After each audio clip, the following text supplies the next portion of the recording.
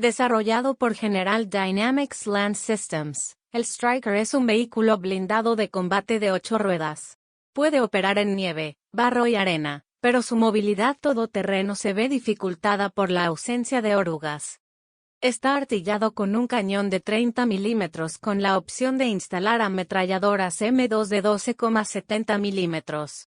Producido por General Dynamics, las características técnicas del Stryker lo convierten en el mejor vehículo de transporte de tropas que existe. Posee un blindaje de 290 milímetros, una longitud de 6,95 metros, una altura de 2,64 metros, y una anchura de 2,72 metros. Alcanza una velocidad máxima de 100 km por hora con una autonomía de 500 km. Para su alimentación el Stryker utiliza un motor diésel Caterpillar común en el ejército de los Estados Unidos. El vehículo cuenta con visión térmica, y tanto el conductor como el tirador tienen un periscopio que les permite ver el exterior del vehículo sin exponerse a peligros. El artillero tiene casi un campo de 360 grados de visión, el conductor, un poco más de 90 grados. El blindaje se ha hecho más grueso que el diseño original.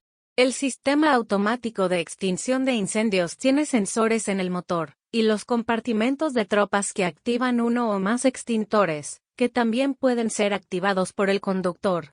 Los tanques de combustible están montados en el exterior, y diseñados para volar lejos del casco en caso de explosión.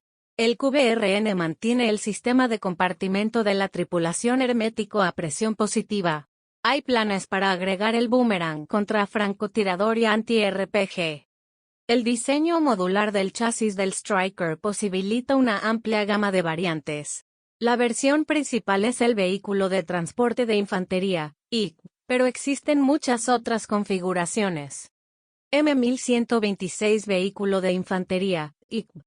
M1127 vehículo de reconocimiento, RV.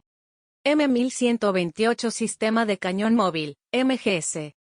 M1129 Portador de Mortero, 1100.